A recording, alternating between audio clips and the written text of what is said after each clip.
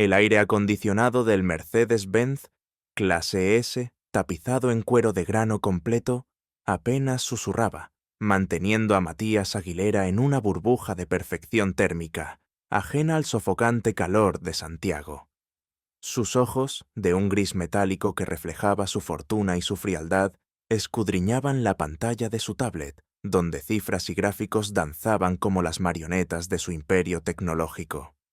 Vestía un traje de lana virgen, cortado a medida, que se ajustaba a su figura espigada con una precisión casi quirúrgica. Cada hilo, cada puntada, hablaba de un poder adquirido con una ambición implacable. A sus 45 años, Matías lo había logrado todo.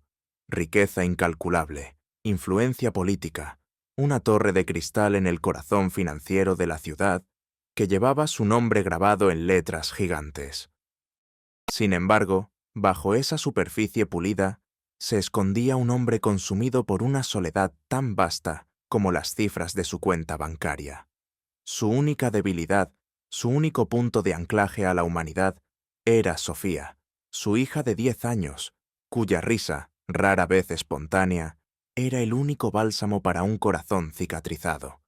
Sofía, con sus ojos brillantes y su espíritu frágil, era su todo.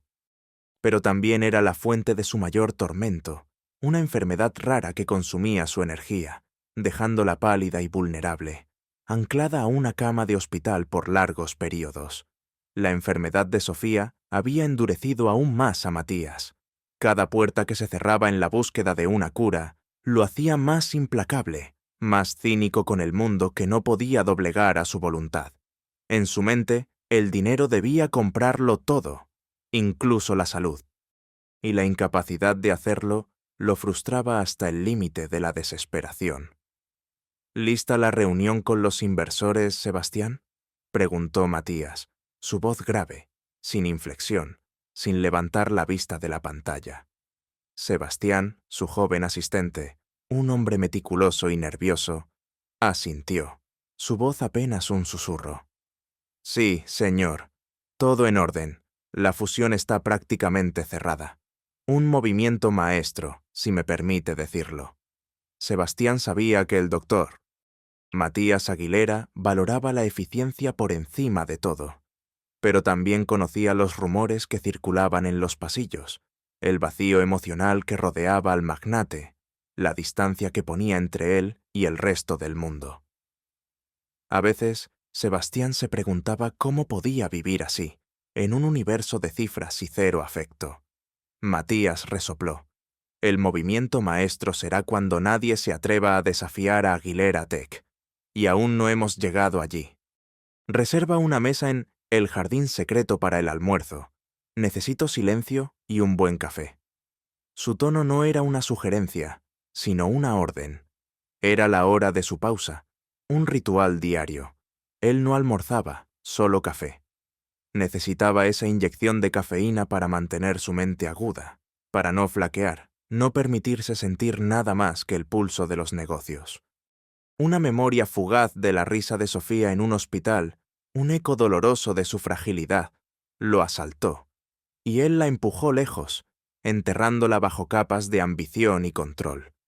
No podía permitirse distracciones.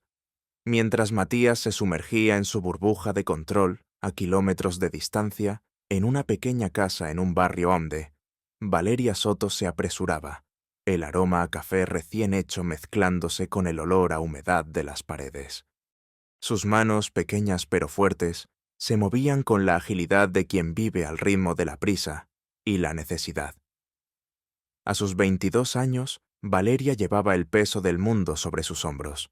Su cabello, de un negro azabache, estaba recogido en una coleta desordenada, y sus ojos, de un color avellana, irradiaban una bondad innata que no había sido empañada por las adversidades. Vivía con su abuela enferma, doña Carmen, y su hermana menor, Leticia, una adolescente con sueños de estudiar diseño gráfico. Cada peso que ganaba en su trabajo como mesera era vital para la supervivencia de su pequeña familia. El alquiler, las medicinas de doña Carmen, los materiales escolares de Leticia, la lista nunca terminaba.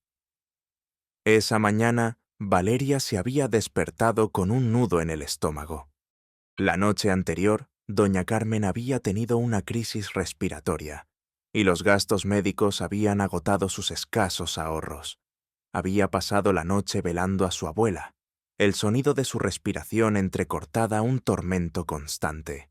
Sin embargo, no había dejado de prepararle el desayuno a Leticia ni de insistirle en que no se preocupara. «Todo va a estar bien, mi vida», le había dicho, forzando una sonrisa. Compartió con ella la última tostada del pan, aunque su propio estómago rugía de hambre. Un pequeño pájaro de madera, desgastado por los años, colgaba de su cuello. Su único tesoro, un regalo de su madre fallecida, un símbolo de la esperanza que se negaba a perder. Le recordaba la calidez de un hogar que ya no existía y la promesa de un futuro mejor que aún parecía lejano. «¡Se me hace tarde!», exclamó Valeria, el corazón latiéndole con fuerza. Agarró su uniforme, manchado de café de la noche anterior, pero limpio. El restaurante El Jardín Secreto era un lugar de lujo, un oasis para la élite, y la puntualidad era sagrada. El aire fresco y húmedo de la mañana la golpeó al salir a la calle, el aroma a basura y gasoil mezclándose con la promesa de un nuevo día. Corrió por las aceras, esquivando gente, sintiendo el cansancio en sus piernas. El sonido de los bocinazos y el trajín de la ciudad se mezclaban con el zumbido de su propia ansiedad. Finalmente llegó al restaurante, justo a tiempo. El lugar era un derroche de elegancia, arañas de cristal, manteles de lino inmaculados, la vajilla reluciente. Los clientes, hombres de negocios y mujeres ataviadas con joyas, hablaban en voz baja, sus palabras pesadas con el poder. Valeria se ajustó el delantal, su corazón latiéndole con fuerza. Estaba exhausta, pero sabía que no podía permitirse ningún error. Un solo error y su empleo estaría en riesgo. El miedo al despido, a no poder mantener a su familia, era un motor constante en su vida. La mesa de Matías Aguilera, impecablemente puesta, lo esperaba. Su mirada, una vez más, repasó la agenda de su tablet. Su mente ya estaba en la reunión de la tarde, planeando su siguiente movimiento estratégico. Levantó la vista al oír los pasos de Valeria, el sonido de sus zapatillas baratas un contraste estridente con el silencio pulido del lugar.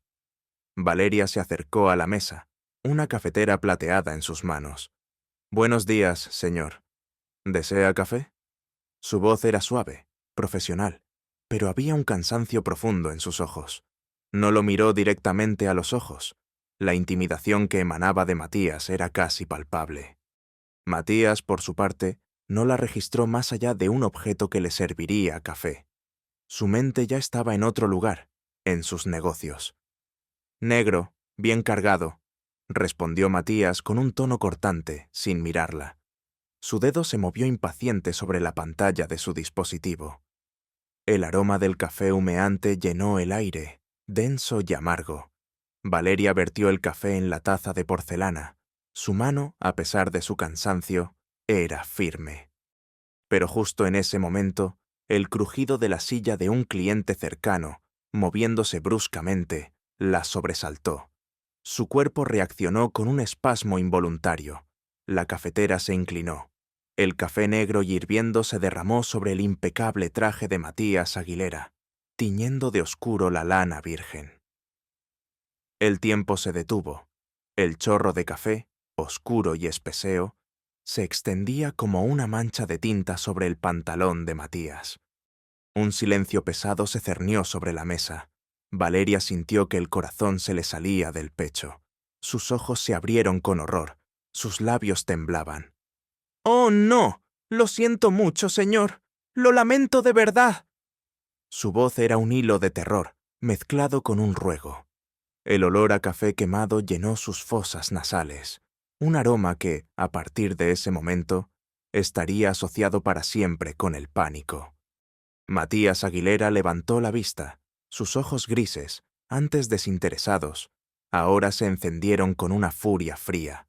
No había sorpresa, solo desprecio. Su mandíbula se tensó. Las venas de su cuello se hincharon. «Inútil», siseó, la palabra apenas un susurro, pero con la fuerza de un látigo. Su mirada recorrió el rostro de Valeria, deteniéndose en sus ojos llenos de pánico. Luego, sus ojos bajaron, observando la mancha en su pantalón. Era más que una mancha, era un insulto a su impecable existencia, una interrupción no deseada en su rutina perfectamente orquestada. El vapor del café ascendía desde su pantalón, un recordatorio molesto de la intrusión. «¿Sabe cuánto cuesta este traje?», preguntó Matías, su voz subiendo de volumen, atrayendo la atención de los pocos clientes que se atrevían a mirar. «Más de lo que usted ganará en un año, seguramente». «Incompetencia». Se levantó bruscamente, el sonido de la silla al raspar el suelo resonando en el silencio. Su rostro estaba lívido, cada músculo tensado por la indignación. Las miradas curiosas de otros clientes se posaron sobre ellos, una humillación pública que Matías odiaba. Las lágrimas brotaron de los ojos de Valeria, incontrolables. «Señor, por favor, no fue mi intención. Tuve una mala noche. Mi abuela está enferma». Intentó explicarse, su voz ahogada por el llanto. La humillación la quemaba, pero el miedo a perder su empleo era aún mayor. Sentía el calor de las miradas de los demás, el juicio en sus ojos. El sonido de los cubiertos chocando en otras mesas, antes distante, ahora le parecía un coro de desaprobación. Matías soltó una risa seca, despectiva. «Las excusas no pagan mis trajes ni mi tiempo. Personas como usted, que se interponen en el camino, son un estorbo.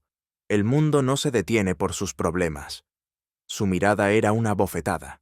Con un gesto de desdén, sacó un fajo de billetes de su billetera. Los arrojó sobre la mesa, sin mirar a Valeria. «Tome, para su abuela enferma, o para que se compre una lección de vida. Y váyase».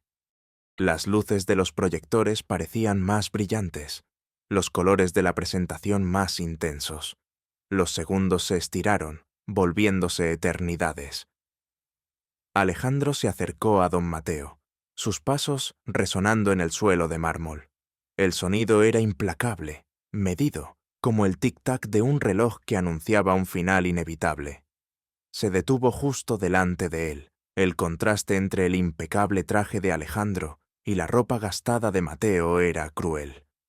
«Esta empleada será despedida de inmediato», le lanzó a Valeria una mirada de furia, una sentencia de muerte para su frágil estabilidad económica. El olor a café y la vergüenza se aferraron a Valeria como una segunda piel. Sintió un escalofrío de terror, el frío de la desesperación ascendiendo por su espalda. Valeria se quedó inmóvil, las lágrimas cayéndole por las mejillas. Los billetes, esparcidos sobre la mesa, parecían burlarse de ella. Se agachó, recogiendo el paño para limpiar el desastre, su mano temblorosa. Su dignidad, su esperanza, todo se sentía pisoteado. La injusticia la quemaba. El sonido del gerente pidiendo disculpas a Matías se desvanecía en su mente, reemplazado por el eco del destino que acababa de sellarse para ella y su familia. La humillación pública, la sensación de ser insignificante, la golpeó con una fuerza abrumadora. Este incidente, que para Matías era una molestia trivial, para Valeria era el colapso de su mundo. El drama había empezado, y su primera víctima había sido la dignidad de una mujer buena. El despido de Valeria del jardín secreto fue fulminante, tan rápido como el chorro de café que había sellado su destino. Las palabras del gerente, frías y sin miramientos, resonaban en sus oídos mientras caminaba por las calles bulliciosas de Santiago. La humedad del aire de la mañana, ahora indiferente a su dolor. Las lágrimas, antes un torrente incontrolable, se habían secado, dejando un rastro salado en sus mejillas. El paño de cocina, aún con el débil aroma a café, se aferraba a su mano, un triste trofeo de su desgracia. La vergüenza era una quemadura constante, pero el miedo, el terror absoluto a no poder cuidar de doña Carmen y Leticia, la abrumaba. ¿Qué haría ahora? Cada puerta de su vida parecía cerrarse con un estruendo metálico. El pequeño pájaro de madera en su cuello se sentía pesado, como si la esperanza que representaba hubiera abandonado su nido. En su penthouse, Matías Aguilera se había duchado, el agua caliente arrastrando los restos del café derramado, y, con ellos, la fugaz irritación del incidente. Vestido con otro traje impecable, se sentó frente a su escritorio de caoba pulida, el aroma a limpieza y éxito llenando el aire.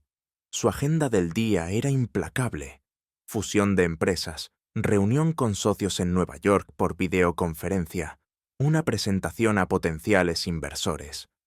Su mente, sin embargo, se desviaba ocasionalmente hacia el recuerdo de la mesera, la forma en que sus ojos se habían llenado de lágrimas, la desesperación en su voz. Una molestia, sí, pero hubo algo en su mirada que, por un instante, lo perturbó. Una pureza, quizás, o una fragilidad que no veía en su mundo. Tonterías, se dijo a sí mismo, sacudiendo la cabeza. Las emociones eran un lujo que no podía permitirse. Su única preocupación era Sofía. Sofía. Su pequeña Sofía. Matías tomó un marco de plata de su escritorio. La foto mostraba a Sofía, pálida pero con una sonrisa dulce, sentada en una silla de ruedas en el jardín del hospital. Su cabello fino, su mirada soñadora, la rara enfermedad de la sangre que la consumía, la mielodisplasia refractaria, era una sentencia de muerte lenta si no se encontraba un donante compatible para un trasplante de médula ósea. Habían buscado por todo el mundo, agotado los registros, contactado a los centros más prestigiosos, y cada búsqueda terminaba en el mismo muro, sin compatibilidad. El tiempo se agotaba, y el corazón de Matías se encogía con cada hora que pasaba. La desesperación, que siempre se negaba a sentir, ahora lo acechaba en las sombras de su mente. Monólogo interno. Humo. Matías. El dinero. El maldito dinero no puede comprar la salud de mi hija. He movido montañas, he comprado influencias, he financiado investigaciones enteras. Pero Sofía sigue aquí, cada día más débil. ¿De qué sirve todo esto? ¿Todo este imperio que he construido si no puedo salvar a lo único que me importa? Ella es lo único puro en mi vida, lo único que le da sentido a esta existencia vacía. La extraño en casa, riendo, corriendo por los pasillos. Ya casi no la veo. Me culpo por no haber pasado más tiempo con ella antes de que la enfermedad la atrapara. Pero siempre pensé que habría tiempo. Y ahora, el tiempo se agota. El mundo es un lugar cruel, despiadado, y Sofía está pagando el precio de esa crueldad. Debo ser más fuerte, más implacable. Por ella, siempre por ella. Mientras tanto, Valeria se había refugiado en la casa de su abuela. El silencio era aún más opresivo que el bullicio de la calle. Doña Carmen, acostada en su cama, la miró con preocupación. «Mi niña, ¿qué pasó?» Su voz era débil, pero sus ojos, llenos de experiencia, lo leían todo. Valeria rompió en llanto, contándole entre sollozos el incidente del café y su despido. Doña Carmen la abrazó. El calor de su abrazo un bálsamo para el alma de Valeria. «Ya encontraremos otra cosa, mi vida. Lo importante es que estás bien. Dios aprieta, pero no ahorca». Pero Valeria no podía creerlo. La desesperación la invadía. Al día siguiente, Valeria se lanzó a la búsqueda de un nuevo empleo. Los «se solicita mesera» parecían burlarse de ella en cada esquina. El sol ardía, el asfalto quemaba, pero la necesidad era un motor más fuerte que el agotamiento. Pasó horas entrando y saliendo de restaurantes, cafeterías, fondas. En cada lugar, la misma respuesta. «No, gracias. Ya cubrimos la vacante». O la peor, «Con ese currículum no creo que encuentres nada aquí». La humillación se acumulaba, capa sobre capa, una mortaja sobre su esperanza. Cuando el sol comenzó a ponerse, Valeria se detuvo en un pequeño puesto de la calle, el aroma a empanadas fritas llenando el aire. Su estómago rugía, pero no tenía dinero para comprar ni una. Recordó el fajo de billetes que Matías Aguilera le había arrojado. Seguían en su bolso, sin tocar. Se negaba a gastar ese dinero de la humillación. Sentía que si lo hacía, estaría aceptando su desprecio. La resistencia, por pequeña que fuera, era lo único que le quedaba de su orgullo. Una señora mayor, vendiendo pan, la observó con lástima. «Pobrecita, se te ve cansada, mi niña. ¿Quieres un trocito de pan? Yo te lo invito». La bondad de la extraña fue como un cuchillo en el corazón de Valeria, recordándole la crudeza de su situación. Aceptó el pan con gratitud, sintiendo un nudo en la garganta. La amabilidad era un lujo que rara vez experimentaba. Monólogo interno. 2. Valeria. Este hombre, Matías Aguilera, tan frío, tan cruel. ¿Cómo puede alguien tener tanto y ser tan miserable? Me trató como basura, como si mi vida no valiera nada. Pero yo no soy solo una mesera, soy una hija, una hermana, una nieta. Tengo responsabilidades, amores, esperanzas. Quizás para él, la vida es un juego de ajedrez, donde las personas son peones. Pero para mí, cada día es una batalla. Y estoy cansada, tan cansada. Pero no puedo rendirme. No por doña Carmen, no por Leticia. Ellas dependen de mí. Y de alguna manera, encontraré la forma. Siempre la encuentro. Mientras Valeria luchaba por sobrevivir, Matías se encontraba en una encrucijada diferente.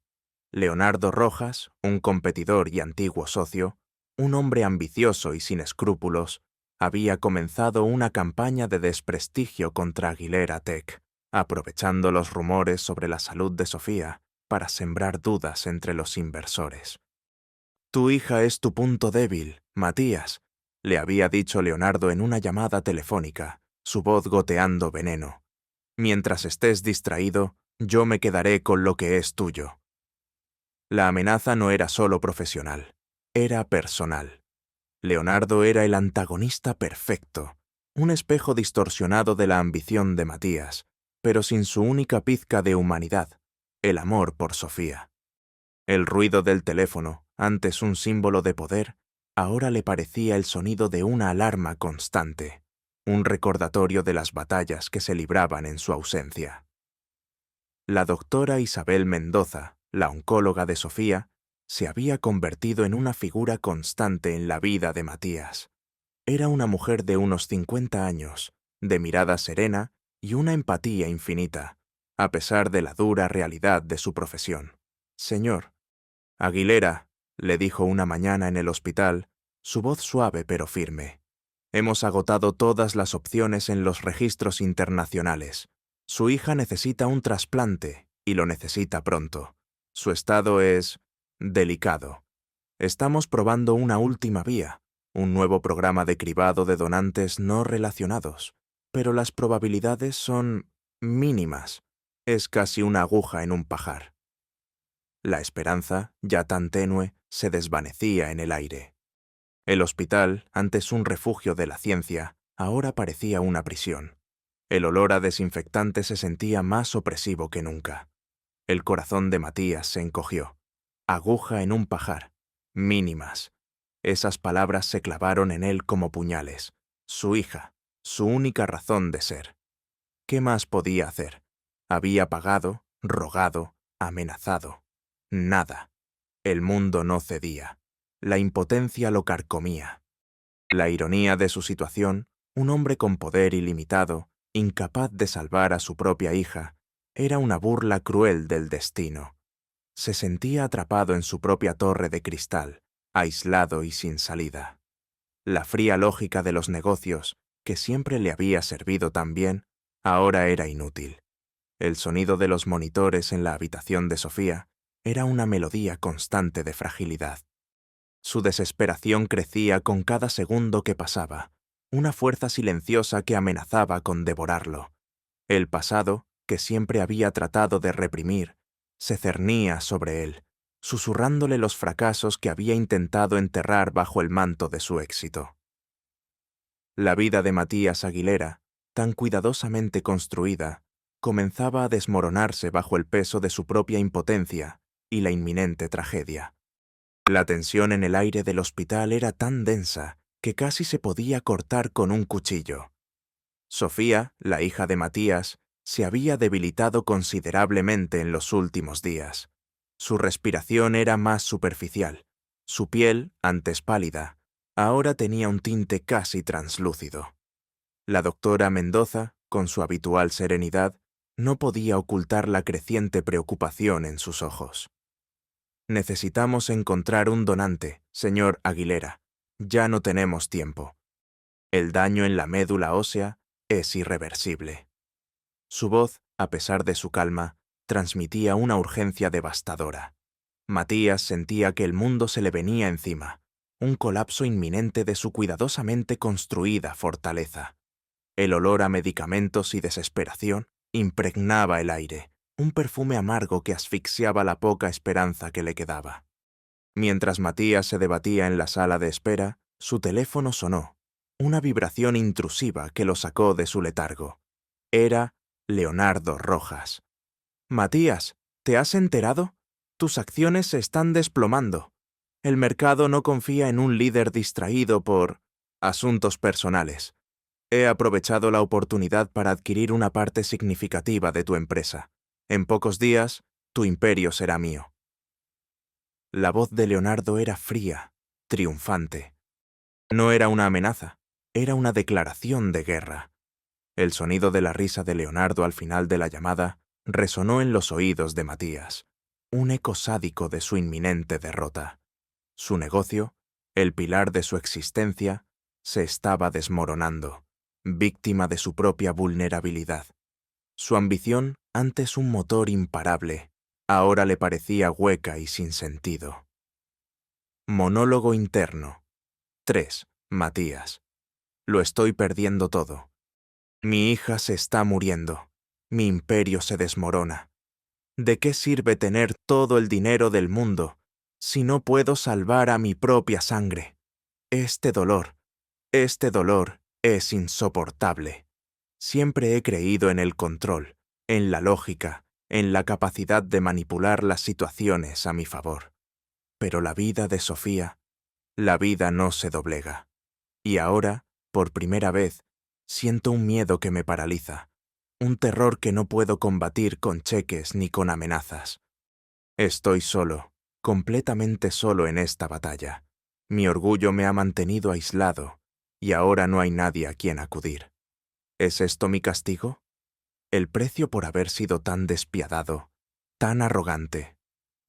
La imagen de esa mesera, con lágrimas en los ojos, vuelve a mi mente. ¿Podría haber sido diferente? ¿Podría haber sido humano? No, es inútil arrepentirse ahora. Debo concentrarme. Debo salvar a Sofía. Pero, ¿cómo? En la humilde casa de Valeria, la situación también había alcanzado un punto crítico. Doña Carmen había empeorado drásticamente. Su respiración era superficial, sus ojos se hundían. Valeria la llevó de urgencia al hospital público, un lugar caótico, desbordado y con recursos limitados. El aroma a desinfectante se mezclaba con el hedor de la pobreza y la desesperación. Horas de espera en los pasillos helados, el sonido de las toses y los llantos, mientras el doctor de turno les decía que los recursos eran limitados. Necesita un medicamento costoso, Valeria, y quizás una cirugía, pero no hay quirófanos disponibles por ahora. La palabra costoso era un eco ensordecedor para Valeria. No tenían dinero. Había intentado conseguir un préstamo, pedir ayuda a parientes lejanos, pero todas las puertas se cerraban. Valeria se sentó junto a la cama de su abuela en la sala de observación, sintiendo el frío del metal de la silla contra su piel, la impotencia carcomiéndola. Las arrugas en el rostro de doña Carmen, una vida de esfuerzo y amor, se acentuaban con la enfermedad. El pequeño pájaro de madera en el cuello de Valeria se sentía como un peso muerto, una burla a su esperanza. «Lo siento, abuela», susurró Valeria, las lágrimas corriéndole por las mejillas. Lo siento, no puedo hacer nada. La desesperación la invadía, una ola fría que amenazaba con ahogarla. Monólogo interno. 3. Valeria. Así que este es el final. Mi abuela se está muriendo y yo no puedo hacer nada. Todo el esfuerzo, todas las noches sin dormir, todo el orgullo, no sirvió de nada. Soy una inútil. Ese hombre, Matías Aguilera, tenía razón. Las personas como yo somos un estorbo.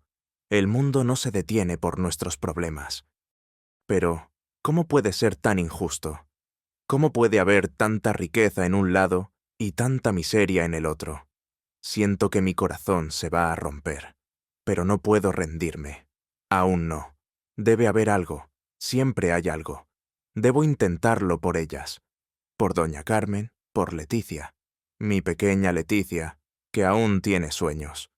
Su mirada se posó en el viejo pájaro de madera. «Mamá, ayúdame. Dame una señal». El teléfono de Matías Aguilera volvió a sonar, esta vez con el número del hospital. Su corazón dio un brinco, presintiendo lo peor. Era la doctora Mendoza. «Señor Aguilera, tengo noticias. Hemos encontrado un posible donante para Sofía. Las pruebas preliminares de histocompatibilidad son prometedoras». Matías sintió un vuelco en el estómago, una oleada de alivio tan potente que casi lo hizo caer. «¿Quién? ¿Dónde está?» Su voz temblaba de una emoción que rara vez se permitía. «Es una mujer», respondió la doctora Mendoza, su voz profesional pero con un matiz de extrañeza. «Una donante no relacionada. Fue identificada a través de un programa de cribado de pacientes que reciben atención médica gratuita en el hospital público. Su nombre es Valeria Soto». El mundo de Matías se detuvo. Valeria Soto, la mesera del café. La mujer a la que había humillado, a la que había despedido, a la que había arrojado billetes como a un perro. La ironía era tan cruel, tan brutal, que Matías sintió una náusea helada. El destino, con su sentido del humor macabro, había tejido un nudo incomprensible. La mujer que él consideraba un estorbo era ahora la única esperanza de vida para su hija. El café derramado, antes un simple accidente, se había convertido en el hilo conductor de una revelación que lo golpeaba con la fuerza de un rayo. «No puede ser», susurró Matías, su voz apenas audible. La doctora Mendoza, al otro lado de la línea, notó su extraña reacción. «Señora Aguilera, ¿está usted bien? ¿Hay algún problema?» Matías se recompuso, su voz volviendo a su tono habitual, aunque con un temblor subyacente. «No, ningún problema. ¿Es ella la única? ¿Hay otros?» La pregunta era retórica. Sabía que la doctora Mendoza no le habría llamado si no fuera el último recurso. «Hasta ahora, sí, señor Aguilera. Las probabilidades son únicas. Necesitamos que ella acepte las pruebas finales y la donación. Es una decisión personal. Ella tiene que querer hacerlo». La doctora Mendoza, aunque no entendía la relación entre Matías y Valeria, percibía una tensión inusual.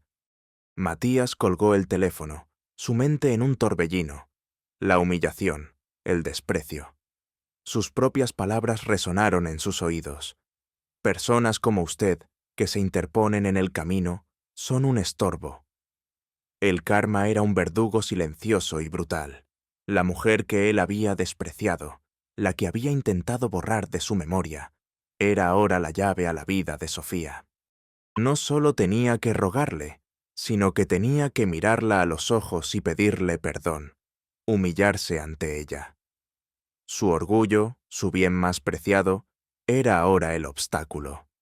El olor a desinfectante se intensificó, el sonido de los monitores se hizo más ruidoso, y Matías sintió que el frío del hospital, antes ajeno, ahora se calaba hasta sus propios huesos. El colapso de su mundo se aceleraba, arrastrándolo a una noche oscura del alma que apenas comenzaba.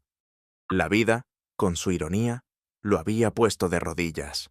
El silencio en el pasillo del hospital público se hizo insoportable, cargado de la tensión de una decisión que pendía en el aire. Valeria miraba a Matías, y en sus ojos, por primera vez, no veía al magnate frío y arrogante, sino a un padre desesperado, un hombre al borde del abismo. La imagen de su propia abuela, doña Carmen, luchando por cada respiración en una cama de hospital sin los recursos adecuados, se superponía a la de Sofía, la hija del millonario. La injusticia la quemaba, pero la compasión, esa bondad innata que ninguna adversidad había logrado apagar, comenzó a emerger lentamente. Sintió el pequeño pájaro de madera en su cuello, cálido y familiar, un recordatorio de la pureza que su madre le había inculcado. «Mi abuela está aquí», dijo Valeria, su voz apenas un susurro, señalando la sala de observación. «Ella está muy enferma. Necesita medicinas, tratamientos que no puedo pagar. Aquí no tienen los recursos». Sus ojos, llenos de lágrimas, se encontraron con los de Matías, una acusación silenciosa de la disparidad de sus mundos.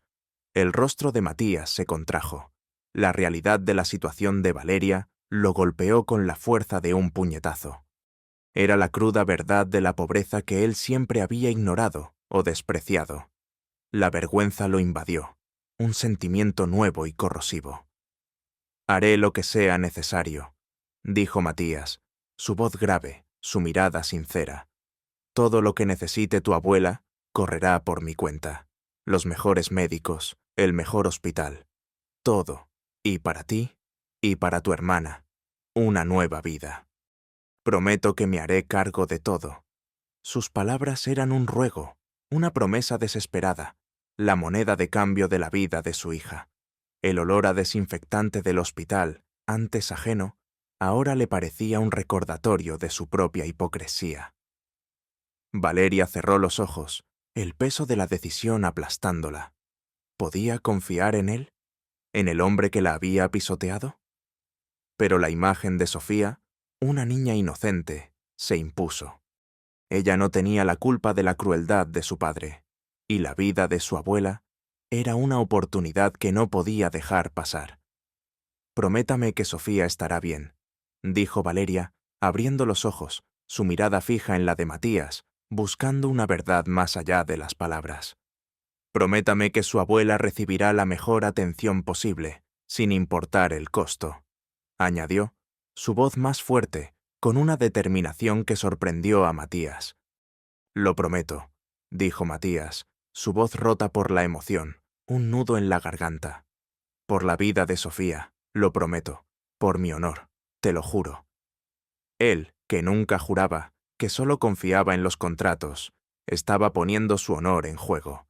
Valeria asintió lentamente. La decisión estaba tomada. No era venganza, no era resentimiento, era compasión. Era el triunfo de su propia bondad sobre la amargura. «Lo haré, por la niña. Y por mi abuela». La escena en el quirófano era de una tensión palpable. Matías, con una bata de quirófano, esperaba ansioso en la sala de observación, mirando a través de una ventana mientras los médicos preparaban a Valeria. La doctora Mendoza lo había convencido de que su presencia era importante, aunque solo fuera para mostrar su apoyo silencioso. El ambiente estéril del quirófano, el zumbido de los monitores, el aroma antiséptico, todo se sentía amplificado. Valeria yacía en la camilla, sus ojos cerrados, una leve sonrisa en sus labios. En su mano, el pequeño pájaro de madera. Ella había tomado su decisión y con ella una extraña paz. El anestesiólogo le inyectó la medicación y la oscuridad la envolvió. La donación de médula ósea no era un proceso simple. Requería extraer la médula del hueso pélvico, un procedimiento doloroso, pero necesario para salvar una vida. Mientras tanto, en otra sala, Sofía estaba siendo preparada para el trasplante. Su pequeño cuerpo, frágil y vulnerable, yacía en la camilla. Matías sentía una oleada de amor y miedo. La vida de su hija, de su sangre, estaba ahora en las manos de Valeria. la mujer a la que había humillado. La ironía de la situación, el karma que lo golpeaba con tanta fuerza, lo dejaba sin aliento. La operación de Valeria fue un éxito. La médula ósea fue extraída con éxito, y en pocas horas fue transfundida al cuerpo de Sofía. Las horas de espera de Matías fueron una agonía, un infierno silencioso donde cada segundo se estiraba hasta la eternidad. El sonido de los relojes, antes una medida de su control, ahora le parecía un tic-tac hacia el vacío. Finalmente, la doctora Mendoza salió del quirófano, su rostro cansado pero con una sonrisa. Ambas están bien, señor Aguilera. La extracción fue exitosa y el trasplante parece haber sido un éxito. Sofía está estable y Valeria está en recuperación. Ambas son muy valientes. Matías sintió que el aire regresaba a sus pulmones, un suspiro tembloroso, cargado de alivio y una gratitud abrumadora. Se derrumbó en una silla, las lágrimas brotando libremente de sus ojos, una liberación que nunca se había permitido.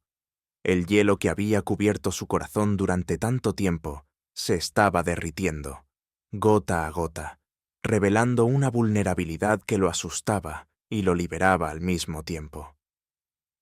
«Gracias, doctora, gracias», susurró, las palabras ahogadas por la emoción. Luego, Matías fue a ver a Valeria. Ella yacía en la cama, pálida pero despierta. Sus ojos se encontraron. No había ira en los de Valeria, solo una calma serena. «Gracias», dijo Matías, su voz ronca. «No tengo palabras para agradecerte. Has salvado la vida de mi hija, has salvado mi vida». Se inclinó y con una humildad que nunca había mostrado, tomó la mano de Valeria. Era un gesto que lo despojaba de todo su poder, de toda su arrogancia. El tacto de su piel, suave y un poco fría, era real. Valeria sonrió débilmente. «No tiene que agradecerme, señor. Lo hice por la niña». Su mirada se suavizó. «Y por mi abuela». Monólogo interno. 5. Matías. El desprecio que sentía por ella, la crueldad de mis palabras, me persiguieron, y ahora aquí estoy, a sus pies, literalmente, rogando por su perdón. Pero ella no me mira con rencor, me mira con una compasión que me avergüenza. Me doy cuenta de que he vivido una vida vacía, construida sobre el dinero y el poder, pero carente de lo más esencial, la conexión humana, la empatía, el amor. Ella, con tan poco, tiene una riqueza que yo nunca poseí. Me ha dado una segunda oportunidad, no solo a Sofía, sino a mí. Ella me ha salvado de mi propia oscuridad, y lo que es más importante, me ha enseñado el verdadero significado de la humanidad.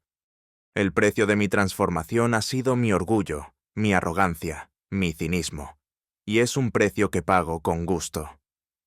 En ese instante, el teléfono de Matías vibró con una noticia que antes habría celebrado con euforia. Era su abogado. «Señora Aguilera, la junta directiva ha votado. Leonardo Rojas ha sido destituido y expulsado de la empresa por sus manipulaciones. Aguilera Tech está a salvo. Ha ganado». La noticia de la victoria sobre su rival, la recuperación de su imperio, le pareció un eco lejano, casi insignificante. Su verdadera victoria no estaba en la sala de juntas, sino en esta pequeña habitación de hospital, con la mano de Valeria Soto en la suya. La voz de su abogado se desvanecía, reemplazada por el latido de un corazón agradecido, un corazón que finalmente había aprendido a sentir. La batalla por su hija lo había transformado por completo. El tiempo es un escultor implacable, pero para Matías Aguilera se había convertido en un sanador. Un año después de aquel fatídico incidente en el jardín secreto, el aire de Santiago ya no le parecía asfixiante. En cambio, olía a una mezcla vibrante de vida, esperanza y el suave aroma a café. Un aroma que ya no le recordaba la vergüenza, sino el inicio de su redención. La recuperación de Sofía fue lenta, pero constante. Con la médula ósea de Valeria, su cuerpo joven y resiliente había comenzado a sanar. Sus ojos, antes opacos, recuperaron su brillo. Su risa, antes rara y forzada, ahora resonaba con la espontaneidad de un niño sano, llenando la mansión de Matías con una melodía que nunca había creído posible. Matías había transformado una de las salas de su casa en un jardín de juegos para Sofía, donde el verde vibrante del césped se mezclaba con los colores de los columpios y toboganes. Allí, padre e hija pasaban horas, Matías observándola con una devoción que antes habría considerado una pérdida de tiempo. Valeria, por su parte, se recuperó completamente. Fiel a su promesa, Matías había cubierto todos los gastos médicos de doña Carmen, quien, gracias a los mejores tratamientos y la dedicación de los médicos, había mejorado notablemente su salud. Ahora vivía con Valeria y Leticia en una casa acogedora, comprada por Matías, en un barrio tranquilo con un pequeño jardín donde cultivaban sus propias hierbas aromáticas. Doña Carmen, con sus ojos llenos de gratitud, a menudo observaba a Valeria y Leticia, susurrando, «Milagro». Leticia, inspirada por la fortaleza de su hermana y el apoyo inesperado, había podido ingresar a una prestigiosa universidad para estudiar diseño gráfico. Sus dibujos, antes garabatos de esperanza, ahora tomaban forma con una confianza renovada. La amistad entre Valeria y Leticia, antes marcada por la carga de la supervivencia, se había transformado en una relación de compañerismo, risas compartidas y sueños futuros. Matías Aguilera, el magnate despiadado, había cambiado radicalmente. Aguilera Tech, aunque bajo su liderazgo, había experimentado una transformación cultural. El dinero ya no era el único motor. Una nueva división filantrópica, Manos que Curan, fue creada, dedicada a financiar tratamientos médicos para niños de bajos recursos, inspirada directamente en la experiencia de Sofía y la generosidad de Valeria. Matías, antes ausente en los pasillos de su empresa, ahora dedicaba tiempo a reunirse con los empleados, escuchándolos, su fría autoridad reemplazada por una nueva empatía. El ambiente en la empresa, antes tenso y competitivo, ahora era de colaboración y respeto. La relación entre Matías y Valeria había evolucionado de la humillación al respeto, y de ahí a una amistad inquebrantable. Ya no era una relación de deudor y acreedor, sino de dos almas unidas por un acto de compasión. Valeria había rechazado cualquier pago monetario personal, insistiendo en que el bienestar de su abuela y Leticia era suficiente. Sin embargo, aceptó una posición de liderazgo en la Fundación Manos que Curan, aportando su experiencia de vida y su pureza de corazón para ayudar a otros. El pequeño pájaro de madera que siempre llevaba Valeria ahora se sentía ligero, como si finalmente hubiera encontrado su vuelo.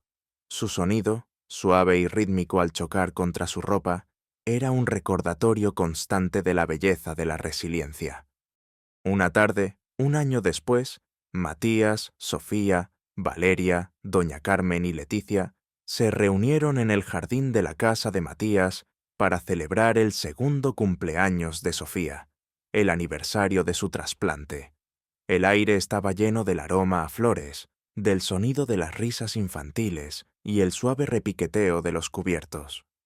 Sofía, con sus mejillas sonrosadas y su cabello más largo, corría por el césped, persiguiendo a Patas, el perro de Valeria, que ahora vivía a medias entre ambas casas, un símbolo de sus mundos conectados. Matías la observaba con una ternura que le desbordaba el alma. Valeria se acercó a Matías, sosteniendo una pequeña caja de regalo.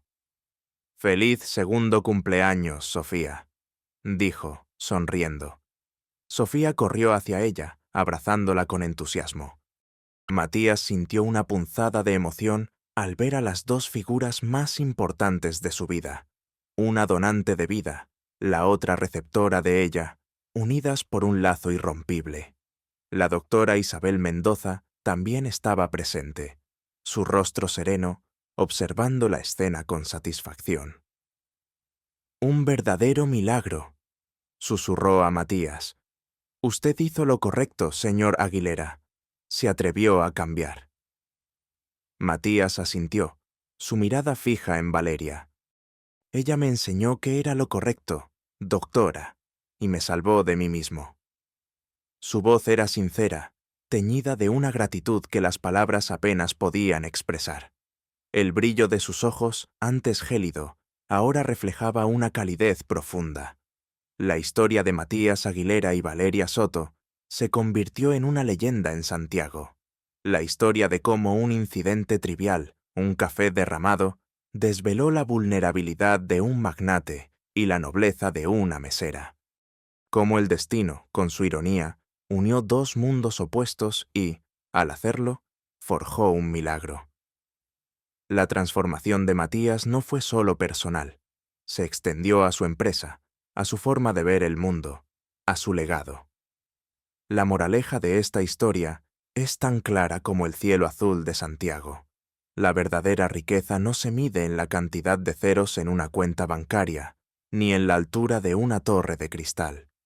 La verdadera pobreza no es la ausencia de dinero, sino la ausencia de empatía, compasión y humanidad. El orgullo y la arrogancia pueden construir imperios, pero solo el amor y la humildad pueden construir vidas significativas y relaciones duraderas. La vida es una red compleja de conexiones invisibles, y a veces la persona que más despreciamos es la que tiene la llave a nuestra propia salvación, o a la salvación de aquellos a quienes amamos. El perdón, la generosidad y la capacidad de ver más allá de las apariencias son los verdaderos tesoros de la existencia humana. Y en el acto de dar, sin esperar nada a cambio, encontramos nuestra propia redención y la verdadera abundancia que el dinero jamás podrá comprar. El corazón de Matías Aguilera, una vez frío y solitario, ahora latía con un amor que había encontrado su verdadero hogar.